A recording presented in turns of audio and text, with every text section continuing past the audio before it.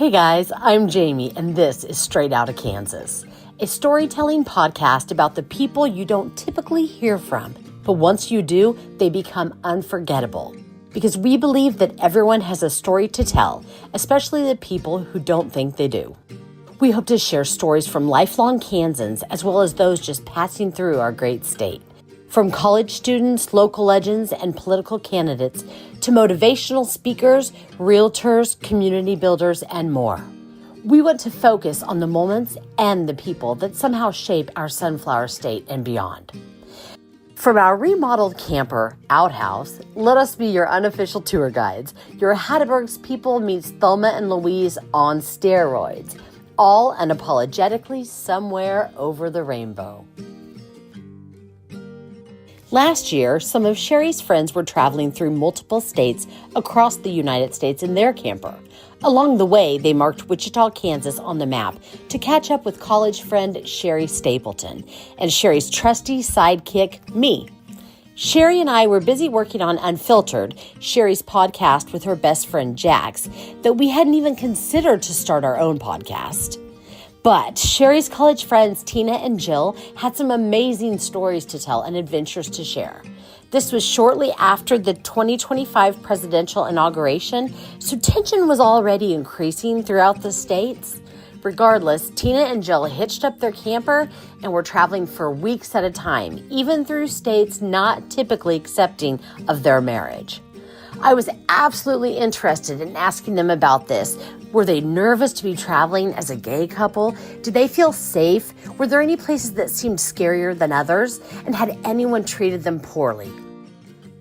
Since this was recorded for fun and it was never intended to become our Earhart episode, our pilot episode, we kept the formatting to a minimum for now. And we have broken it into a few episodes because we want you to stick around. Equally, we want you to stick around even if you're tempted to turn this off, because these stories and this podcast aren't defined by queer or political content. Our guests from all walks of life and all political parties are our focus. What they bring to the table, what they bring to the state, how they move us, and how they keep us motivated. Ultimately, we just want to share stories. And here's Sherri Stapleton herself to share a little background story about our podcast guests for today. We hope you enjoy. So back in 1988, I had a blue Chevy Love truck, and I got back from my hometown, Florence. I was back at college, and I had a broken light. So I was outside of my apartment trying to change this light out, and I couldn't get the darn thing out. Well, this person drove by, and I think it was a gray car, if I remember correctly. And this person drove by, and I saw, and I was like, okay. And then they drove by again, and all of a sudden she pulled into the parking lot.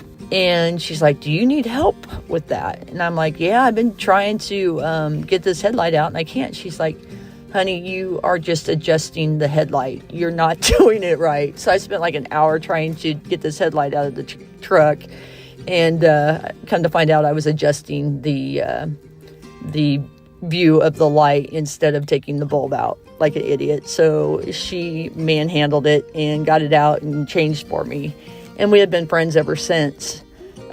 We lost touch for a while, but you're real true friends when you don't talk for a year or two or maybe more, and then you reconnect and it's like you didn't miss a day. So Tina Belmont is a very special person to me and her partner Jill.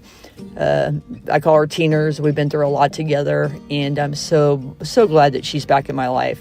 And I love her and Jill so much. I'm so excited to make this podcast with Jaime, and then also doing it about someone that I care deeply for. So I hope we make you proud, girl.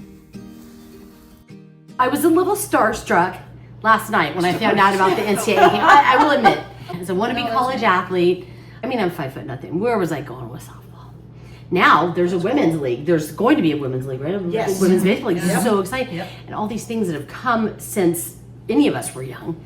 But then I Googled you, and I was even more impressed. Did you see the nudie? No, that one I did not. That's out there? Okay. I didn't know. when Google says go on page 2, I'm like, no, page 2 is where you don't go. But I want to know what that was like, because you weren't just a college athlete, you were the GOAT. And people recognize, with a common name, people recognize you. It's cool. Tell me about it. When did you start? GOAT would be an overstatement, I think. There were lots of people that I threw with who, were Olympians. Oh, really? Oh, yeah. One of my teammates was an Olympian. And so I might have won the NCAAs. And we didn't even say what she was in for. Oh, Javelin. Javelin, Yeah. In for. Hey, Yeah. the school owns you once you sign your name. What was that like? It was cool to be an athlete at Oregon. Great experiences as a young adult trying to figure myself out. It was hard. Where did you go to high school? Longview, Mark Morris High School, Longview, Washington. So Oh, Southern okay, Washington. Okay. And always having my parents in my ear about you're representing other people. And so that was really hard to figure out, being okay with myself. But, I hit a lot. So, not that I was fooling, people who know. It's like, they're like, I know, well, there, that one. So, Everything's recording. but it was great. People say that high school is the time of your life. I think college was the time of my life. It was. You traveled everywhere. Well, yeah, not everywhere, but college in general is a place where you find your people. Yeah. And I liken it to a halfway house. Because, because you're on campus, at least your first year anyway, you're on campus and you have your own place and you keep your own schedule, but yet you have the freedom to go do what you want to do, party, study, and somebody else is making your meals for you. So I got to take care of my laundry and my school and, go eat when I need to eat, but I can go make decisions that my parents don't need to know about. Doing those fun college things, and you find your people because there's such a diverse group of people, and that's what it was. You found. So did you get a scholarship for track? Yes, that was my meal ticket. So I came out of undergrad with no debt. Wow. Because I had 3 years of full ride, 1 year at 80%, and my first year was at 2/3.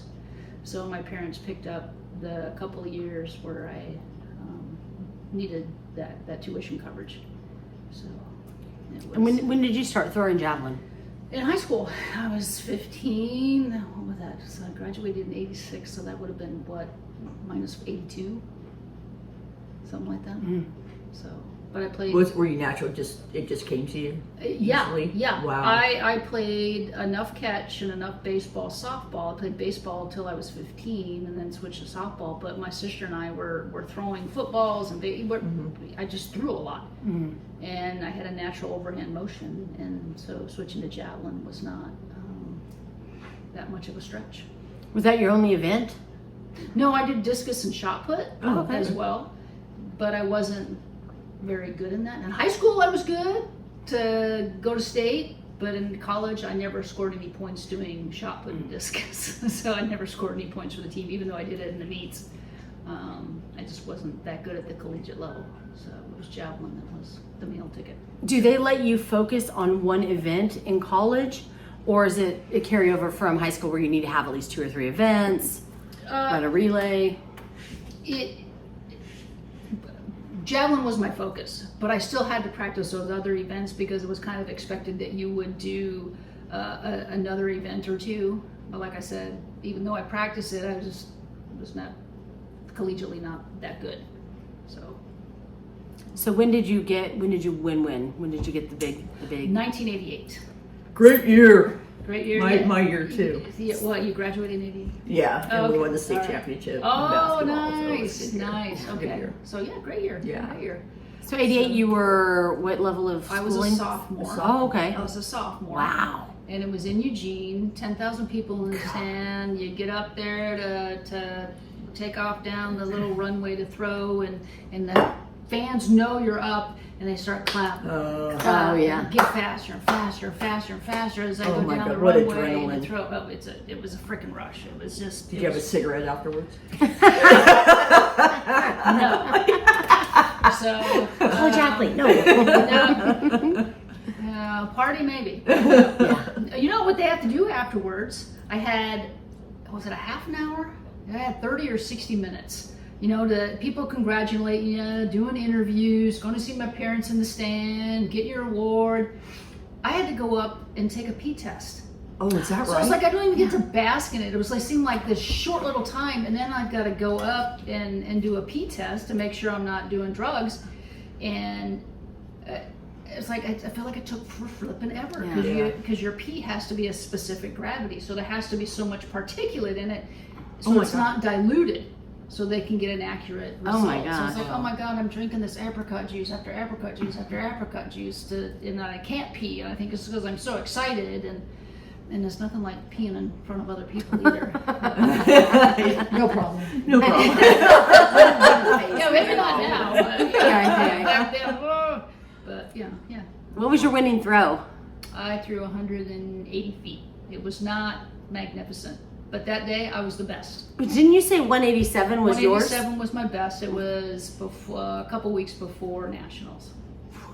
No, that was my next year. That was the next year. So 180 feet.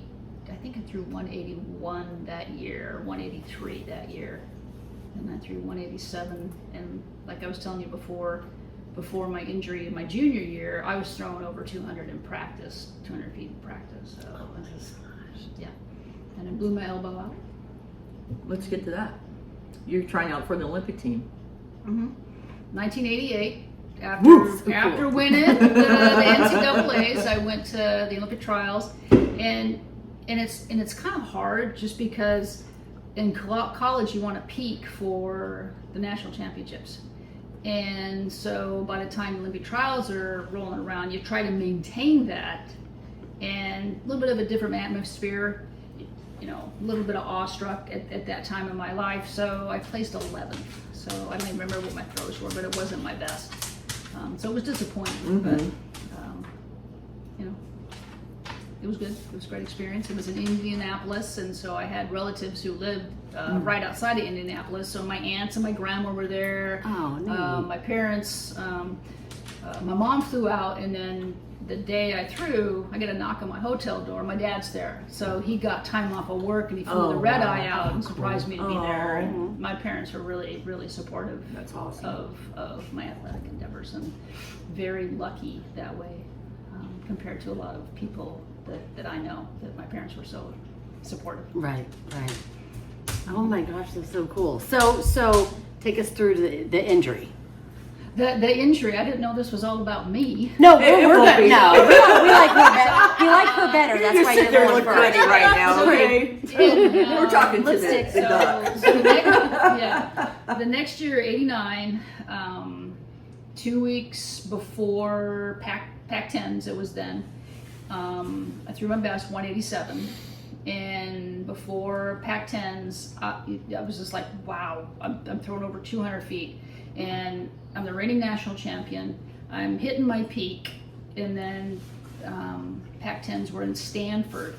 But instead of being on a tarmac, the rubberized surface, it was on grass outside the stadium. And what happens is the grass is slower than the tarmac. Right.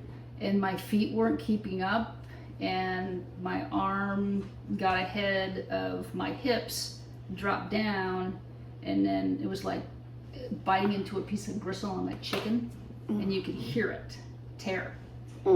People talk about hearing it, I heard it. Oh, yeah. Elbow or shoulder? Elbow. Okay. Elbow. And I couldn't, it's like I tried to throw again and I couldn't. And even with a torn elbow, I was like, I still threw like 150 Holy shit. Oh my God. plus feet. And I was just like, no, I'm done. And it was pretty Did you know as terrible. soon as you heard it? Yeah, I didn't tell anybody. I just like tried to shake it out, like, no, I'll be fine. I tried to throw it again, but no, I'm done. Yeah. That's it. What did it feel like? Was it just instant? Yeah. Yeah. So, you couldn't hold any weight like this, anything that put stress on your ulnar collateral ligament just hurt. Wow. So, Oh my gosh. So after that, I'm just kind of curious because when basketball left my life, I had gotten a very big depression. Did you have any depression issues? Major. Didn't know how to deal with not having that as part of my identity, because it was an identity. That's who you are. Right. And not having the maturity that I have now, it's like, that's what I do. It's not who I am. At the time, it was who I am. And not being able to separate that out, the athlete from me, yes, major depression. Did you get on medication? How did you deal with that? No medication. No, I just moped and pouted. Just drink? Honestly, no, No. I didn't do that. I just moped and pouted. It was kind of miserable to be around. Yeah. For how long, you think? When did you start cycling? Probably after I was done with all the throwing stuff. So I was about 25, 26. Was that why you were still depressed? When you started cycling? No. Okay. No. So the whole post-injury thing, it probably took me until my arm started feeling better for me to kind of come out of it. I still trained. Just a reminder. In every way. Yeah. I was still training in every way except not throwing. And once I was able to start competing again, it took actually a couple years for me to be able to do that. And then I qualified for 92 trials in New Orleans and placed 7th. And then the next year... What was the big throw? What was the... Oh, I have no idea. Yeah. No idea. Then you can make it up. It's fine. So, no. 212. I wish. 220, 221. Yeah, 212, and then placed 7th. Didn't bother me as much knowing that I was post-injury that far anyway, because it took a long time. It was a ligament, and then in '93, just blew it out at the Mount Sac relays. It was just done. I didn't feel it that time, but it's just like I could just my arm was just bending on its own, and I had no control. So wow, because you need that ligament to keep your joint together. So and then another depression, because again it wasn't as bad, but again, not having an identity outside of being an athlete, it was hard. Go ahead. Nope. Nope. Age before me. I'm done. Nope. Okay. Well, then I forgot. Okay, so as Stapleton expresses, like growing up and being just unique, and that when you're talking about identity with sports, that's what really made the bully stop bullying and made people start really going, hey, she's up, when she started really doing well, bringing it and all those things in sports. Did you have any experiences like that? Like, then everyone wanted to hang out, or were you good on your own without that identity? I would say no. I wasn't secure in myself, that I wasn't good on my own without that identity. I was very lucky to find a group of people,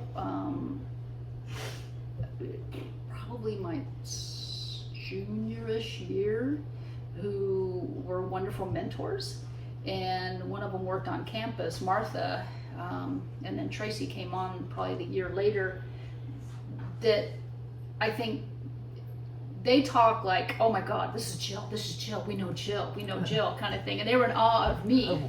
But and I tell them, it's like, I was in awe of you, because you were these professional women who were, had girlfriends and were queer, and I was allowed to go and be with you, and you were professional, you were great role models, and that's what I aspired to do. So there's kind of this mutual admiration society.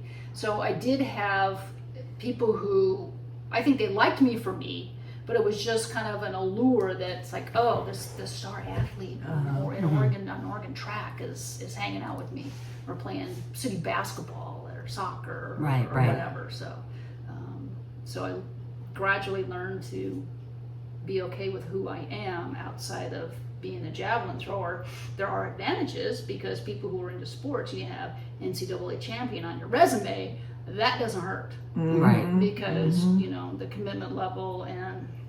But like Tina and I, we first got together, for me, you see, especially the WNBA players, so competitive in the moment. that was me. Is that nasty competitive, if you will. Focus. Because I focus, It's not nasty, it's just focus. and because I didn't want to lose. I didn't want anybody to be better than me, and I want to step up to the moment. And coaches talk about a practice player and a gamer, and in practice, I don't know why I couldn't do it, but when we got to meet time, I was there. And it's like, no matter how much I tried, it was hard to be that person at practice, but it was there during a competition. But when it mattered most, Right, too. right, and I don't know why that is, but that's just who I was. But being that competitive and putting that aside and enjoying friendly competitiveness with sports or playing cards or whatever, bowling, for heaven's sakes. You know, I got really competitive with Rochelle. I don't need that. It's not necessary in this context, and it's okay to not be the best. So that took a long time to Deprogram almost. Yeah. Deprogram is a great way to put it. Yeah. Great way to put it. Yeah. Well, and I think of Olympic athletes when they are young, especially younger ones, I think gymnasts, and they have their peak so young. And like, if you win a gold at 18, what's after that? Right, exactly. And I don't mean that any ill on them, but I'm just saying that I would think would also be mentally very, very tough. Yeah, a lot of athletes do have a hard time transitioning out of their athletic life into being, I don't know, an average day person on the street. Some people manage it pretty well, and others it's a tough transition. So. Well, and I've heard of like gold medals being sold at pawn shops by athletes. Yeah, I didn't make any money like that, so that wasn't me. I thought I saw you on the Wheaties box. But 7 still in trials is amazing. Right. In retrospect and looking at it, it's like I was a national class athlete. I wasn't world class, but I was a national class, and that's something I can appreciate. I worked very hard for it, and I'm very happy it happened. And if I hadn't gotten injured, I'm confident that I probably would have gone to the Olympics. Yeah. And possibly won 3 national titles in a row. That was an extreme possibility, because at the time I got injured, I think I was ranked number 3 in college at the time. Wow. So That's amazing. Yeah. So. And then fast forward, you have a world-class wife. Oh my God. Yes. That you had to chase, in all fairness. Yes. You're just a tease, Tina. You're a tease. No. So, well, The last year she played softball, it was because she would casually throw things in. She played the outfield, and she could throw it from the fence to the catcher and get people out. And she was just like jog to pick up the ball and then just go. It's like, you're not going to be competitive out here. Get off the field. So she really. But you know, if I could do it like that, why wouldn't? Yeah. Right. So, but then there's that whole deprogramming to have to go gung ho all the time. I know somebody's going to be thrown out halfway down the third baseline, and it wasn't like I was toying with them or teasing with them. No. I just knew what I needed to do in order to make the play. And it looks like to other people that I'm not giving 100%. Right. Well, you make it look easy. She wasn't giving 100%. Okay. She learned how to start having fun, and it was just like, I want to win. Right, yeah. So, and enjoying it more for the sake of enjoyment, and not having to win everything and be the best at everything. Tina, what about you? I've refined her. She doesn't want to start over. That's what she says. She's done too much molding. That don't want to start over. So. That's true.